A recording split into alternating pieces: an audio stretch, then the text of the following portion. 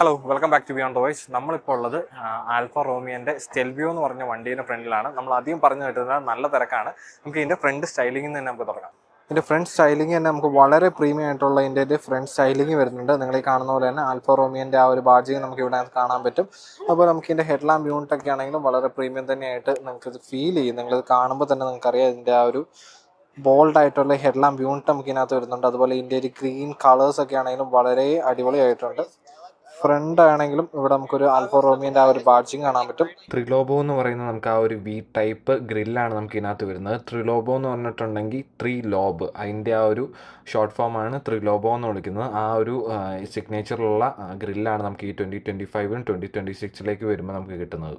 സൈഡിലേക്ക് വരുമ്പോഴത്തേനും നമുക്കൊരു ചെറിയൊരു വീലാർച്ച് വരുന്നുണ്ട്. അത് നമുക്ക് പിയാനോ ബ്ലാക്ക് ഫിനിഷിലാണ് അതിൻ്റെ ഒരു ഡിസൈനൊക്കെ നമുക്ക് കൊടുത്തേക്കുന്നത്. അതുപോലെ നമുക്ക് ഇതിൻ്റെ ടയേഴ്സ് വരുന്നത് 20 ഇഞ്ചസിൻ്റെ നമുക്ക് ടയേഴ്സാണ് വരുന്നത്. പ്രൊഫൈൽ 255 45 R20 ആണ് നമുക്ക് ഇതിൻ്റെ ടയറിൻ്റെ പ്രൊഫൈൽ വരുന്നത്.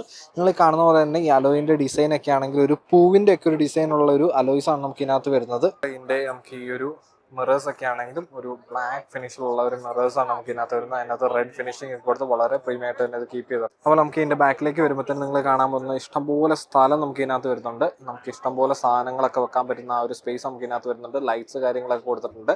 അതുപോലെ നമുക്ക് സീറ്റ് ഫോൾഡ് ചെയ്യാനുള്ള ആ ഒരു സ്പേസ് നമുക്ക് ഇതിനകത്ത് വരുന്നുണ്ട്. പിന്നെ നമ്മളിത് ഓപ്പൺ ചെയ്ത് കഴിഞ്ഞിട്ടുണ്ടെങ്കിൽ നിങ്ങൾക്ക് ഇവിടെ അത്യാവശ്യം ചെറിയൊരു സ്പേസ് ഇവിടെയും വരുന്നുണ്ട്. പ്രസ് ചെയ്ത് കഴിഞ്ഞിട്ടുണ്ടെങ്കിൽ ഇലക്ട്രോണിക്കലി നമുക്ക് ക്ലോസ് ചെയ്യാൻ പറ്റുന്ന ബൂട്ട് നമുക്ക് ഇതിനകത്ത് വരുന്നുണ്ട്. ഇതിൻ്റെ പെയിൻറ്റിങ് കാര്യങ്ങളൊക്കെ വളരെ പ്രീമിയം ആയിട്ട് തന്നെ നിങ്ങൾക്ക് ഫീൽ ചെയ്യും. അതിൻ്റെ നമുക്ക് ബാക്കിൽ വരുമ്പോൾ സ്റ്റെൽവിയോൻ്റെ നമുക്ക് ആ ഒരു ബാഡ്ജിങ് നമുക്ക് ഇവിടെ കാണാൻ പറ്റും. അതുപോലെ ആൽഫ റോമിയോൻ്റെ ആ ഒരു ബാഡ്ജിങ് കാണാൻ പറ്റും.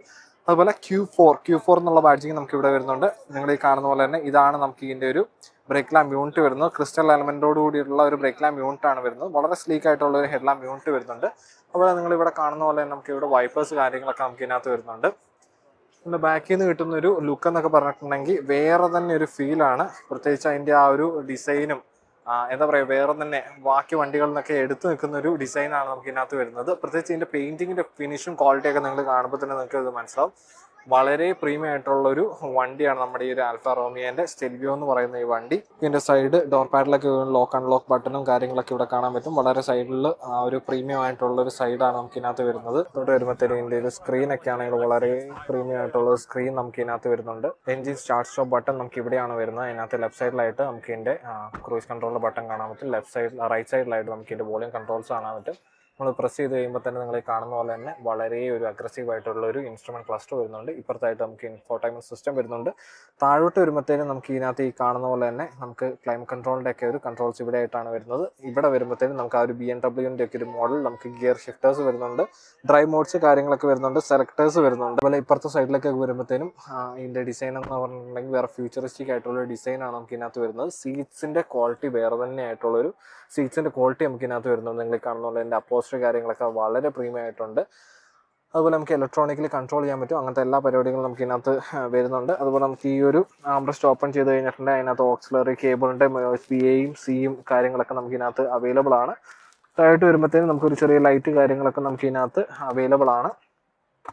അതുപോലെ നമുക്ക് മേളിലേക്കൊക്കെ വരുമ്പോഴത്തേനും നമുക്ക് റിയർ വ്യൂ മിറേഴ്സ് കാര്യങ്ങളൊക്കെ വരുന്നുണ്ട്. മേളിൽ ഇതാണ് നമുക്ക് ഇതിൻ്റെ ഒരു പനോറമിക് സൺറൂഫിൻ്റെ നമുക്ക് ഓപ്പണിങ് കാര്യങ്ങളൊക്കെ കാണാൻ പറ്റും. പിന്നെ ബാക്കിലേക്ക് വരുമ്പോഴത്തേനും നിങ്ങൾ കാണുന്ന പോലെ തന്നെ ഇതാണ് നമുക്ക് ഇതിൻ്റെ ഒരു ബാക്കിൽ നിന്ന് കിട്ടുന്ന ഒരു വ്യൂ എന്ന് പറഞ്ഞിട്ടുണ്ടെങ്കിൽ സീറ്റ്സിൻ്റെ ക്വാളിറ്റി എടുത്ത് പറയേണ്ടതാണ്. ഇതിൻ്റെ സീറ്റ്സിൻ്റെ ക്വാളിറ്റിയും അതിൻ്റെ അപ്പോൾസ്ട്രിയും വേറെ ലെവലാണ്. അതുപോലെ സൈഡ് ഡോർ പാഡിലേക്കൊക്കെ വരുമ്പോഴത്തേനും നിങ്ങൾ കാണുന്ന പോലെ തന്നെ ലോക്ക് ബട്ടണൊക്കെ നമുക്ക് ഇവിടെ ആയിട്ടാണ് ഇതിൻ്റെ ഒരു പ്ലേസ് ചെയ്തേക്കുന്നത്. അതുപോലെ ഇവിടെ ട്യൂട്ടേഴ്സ് നമുക്ക് ഇതിനകത്ത് വരുന്നുണ്ട്. മേളിലായിട്ട് നമുക്ക് ഒരു ലെതർ അപ്പോൾസ്ട്രി ഒക്കെ ആണെങ്കിലും വളരെ പ്രീമിയവും അത് ടച്ച് ആൻഡ് ഫിനിഷ് ഒക്കെ നല്ലൊരു പ്രീമിയം ആയിട്ട് നമുക്ക് ഫീൽ ചെയ്യുന്നുണ്ട്. അതുപോലെ നമുക്ക് ഈ ഒരു സീറ്റിൻ്റെ ബാക്കിലായിട്ട് നമുക്ക് ഇതിനകത്ത് ചെറിയൊരു നെറ്റ് കാര്യങ്ങളൊക്കെ കൊടുത്തിട്ടുണ്ട്. നടുക്കോട്ട് വരുമ്പോഴത്തേനും നിങ്ങൾക്ക് ഇവിടെ AC വെൻസ് വരുന്നുണ്ട്. അതൊരു സെൻറ്റർ എന്താ പറയുക ഒരു സർക്കിളായിട്ടാണ് നമുക്ക് ഇതിനകത്ത് കാണാൻ പറ്റുന്നത്. ആയിട്ട് വരുമ്പോഴത്തേനും ചെറിയ ചാർജിങ് പോർട്ട് കാര്യങ്ങളൊക്കെ വരുന്നുണ്ട്. ചെറിയ ഇരുട്ടായതുകൊണ്ട് നമുക്ക് അത്യാവശ്യം അങ്ങനെ കാണാൻ ഇച്ചിരി ബുദ്ധിമുട്ടാണ്. രണ്ട് സീറ്റ് അത്യാവശ്യം നല്ല ബാക്കിലോട്ടാണ് ഇട്ടേക്കുന്നത്. എന്നിട്ട് അത്യാവശ്യം സ്പേസ് നമുക്ക് ഇതിനകത്ത് വരുന്നുണ്ട്. ഇരിക്കാനൊക്കെയാണെങ്കിൽ നല്ല കംഫിയാണ്. ഇത് വരുമ്പോൾ നമുക്ക് കപ്പ് ഹോൾഡേഴ്സ് കാര്യങ്ങളൊക്കെ കൊടുത്തിട്ടുണ്ട്. സൺറൂഫ് നമുക്ക് ഏകദേശം ഈ ഒരു നമ്മുടെ ഹെഡിൻ്റെ ബാക്ക് വരെ നമുക്ക് ഇതിനകത്ത് വരുന്നുണ്ട്. അത്യാവശ്യം നല്ല സ്പേസ് വരെ ഇവിടെ വരെ നമുക്ക് ഈ ഒരു സൺറൂഫിൻ്റെ ഈ ഒരു ബ്ലൈൻഡ് വരുന്നുണ്ട്. പക്ഷെ ഇതിൻ്റെ ഒരു എന്താ പറയുക, ഈ ഒരു സാധനം അത്യാവശ്യം സൂര്യനകത്തോട്ട് അടിക്കാൻ പറ്റുന്ന ഒരു ടൈപ്പുള്ള മെറ്റീരിയലാണ്. ഇപ്പുറത്തോട്ട് വരുമ്പോഴത്തേനും നമുക്ക് ഗ്രാബ് ഹാൻഡിൽസ് കാര്യങ്ങളൊക്കെ നമുക്ക് ഇവിടെ കാണാൻ പറ്റും. അതുപോലെ തന്നെ നമുക്ക് ഈ ബാക്കിൽ നിന്ന് കിട്ടുന്ന ഒരു വ്യൂ എന്ന് പറഞ്ഞിട്ടുണ്ടെങ്കിൽ വേറെ തന്നെ ഒരു ഫീലാണ്. നല്ല നീറ്റായിട്ടുള്ളൊരു എൻജിൻ ബേ ആണ് നമുക്ക് ഇതിനകത്തോട്ട് വരുമ്പോഴത്തേനും കിട്ടുന്നത്. അതിനകത്ത് എൻജിൻ വരുന്നത് 2 ലിറ്ററിൻ്റെ ഒരു ടർബോ ചാർജ്ഡ് i4 എൻജിനാണ് വരുന്നത്. അതിൻ്റെ പവർ ഔട്ട്പുട്ട് വരുന്നത് 280 ഹോഴ്സ് പവർ ആണ് നമുക്ക് ഇതിൻ്റെ ഒരു ഔട്ട്പുട്ട് വരുന്നത്. പിന്നെ നമുക്ക് ഇതിൻ്റെ ഒരു കളേഴ്സാണ്. കളേഴ്സ് എന്ന് പറഞ്ഞിട്ടുണ്ടെങ്കിൽ വേറെ തന്നെ ഇവിടെ അകത്തോട്ടൊക്കെ വരുമ്പോഴത്തേനും മാറ്റ് കളേഴ്സും അതുപോലെ താഴോട്ട് വരുമ്പോഴത്തേനും നിങ്ങൾ കാണുന്നുണ്ട് വളരെ ഗ്ലോസി ആയിട്ടുള്ള ഈ ഒരു പെയിൻറ്റിങ്ങുമാണ് നമുക്ക് ഇതിനകത്ത് കിട്ടുന്നത്.